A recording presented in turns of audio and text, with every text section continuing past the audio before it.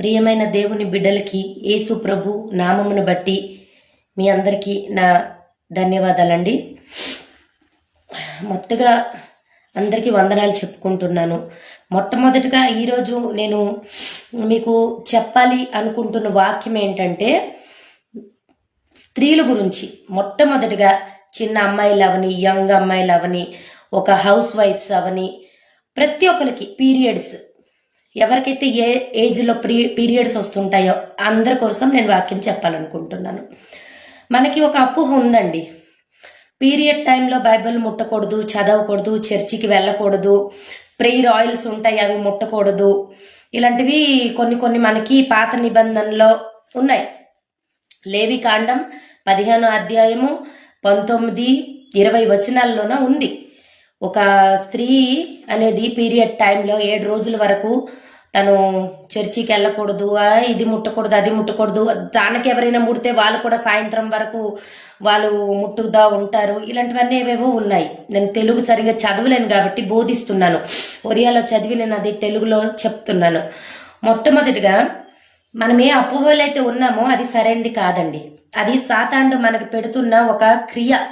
ఎలా అయితే మనం వాక్యంకి దూరంగా ఉండాలి, మనం చర్చికి దూరంగా ఉండాలి, దేవునికి దూరంగా ఉండాలని సాతాను మనకి అలాంటి అపోహలు పెడుతున్నాడు.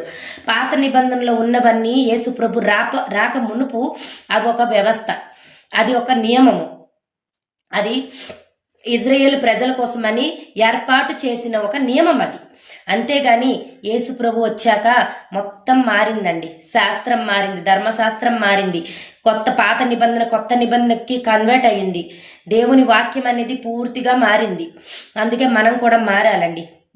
దేవుడు వచ్చిన తర్వాత ఎలా అయితే మార్చాడో, 12 సంవత్సరాల నుంచి ఒక స్త్రీ, రక్తస్రావంలో బాధపడుతున్న స్త్రీ, యేసయ్య వచ్చాడు, అతని దగ్గరికి వెళ్తే నాకు స్వస్థత పొందుతుందని తెలిసి అంత జనములో కూడా ఆవిడ వెళ్ళి దేవుని యొక్క చెంగు ముట్టిన వెంటనే ఆవిడకి స్వస్థత కలిగింది.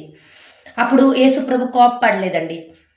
నువ్వు ఒక అపవిత్రాలైన స్త్రీరాలువు, నన్ను ఎందుకు వచ్చి ముట్టావని యేసు ప్రభు అనలేదండి. అది మనసుల ఆలోచన.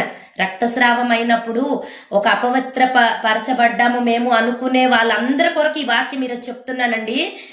అసలుకి స్త్రీల జీవితంలో బైబుల్ చదవాలన్నా, ప్రార్థన చేసుకోవాలన్నా టైం చాలా తక్కువ దొరుకుతుందండి.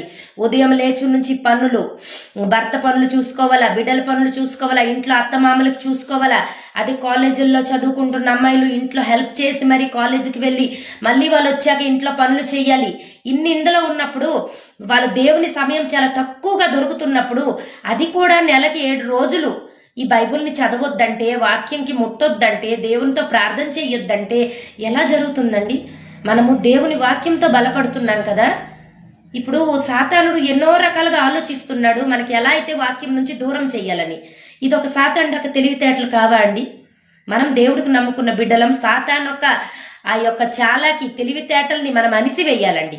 కేవలం ఈ వాక్యం ద్వారా, ప్రార్థన ద్వారా, దేవుని ద్వారా జరుగుతుంది. నేను ఈ వాక్యం షేర్ చేయాలని అనుకున్నప్పుడు నాకు భయం కలిగింది. ఈ వాక్యం విన్న తర్వాత చాలా మంది పాత నిబంధనకు చూపించి అడుగుతారేమో అని. లేబీకాండంలో 15, 19, 20లో రాయబడి ఉంది కదా, మరి వాక్యంలో రాయబడింది మనం ఎలా కొట్టేస్తామో అని అడగొచ్చు మీరు. ఇంకా మీకు ఇంకో వాక్యం చెప్తానండి. గలాతీయులకు రాసిన పత్రిక 3వ వచనము 24వ అధ్యాయం, 3వ అధ్యాయము 24వ వచనము. తప్పుంటే క్షమించండి, ఒక్కసారి చూడండి బైబిల్ తీసి. అందులో ఏమని రాసుంది? దేవుడు వచ్చిన తర్వాత దేవుని రాక మునుపు మనకొక ఈ ధర్మశాస్త్రం అంతా ఒక శిక్ష రూపంగా ఉందండి.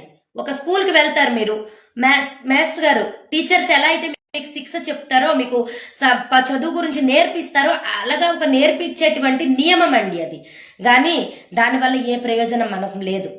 అవునే, యేసయ్యకు నమ్ముకున్న ప్రతి ఒక్క బిడ్డల్ని నేను ఒకే మాట చెప్తున్నాను. యేసయ్య వచ్చిన తర్వాత మొత్తం శాస్త్రమే మారింది కాబట్టి దాని రీతిలో మనం వెళ్ళినప్పుడు మనం స్వర్గరాజ్యానికి చేరగలమండి. ఈ చిన్న వాక్యం దేవుడు ఆశీర్వదించును గాక. ఆమెన్.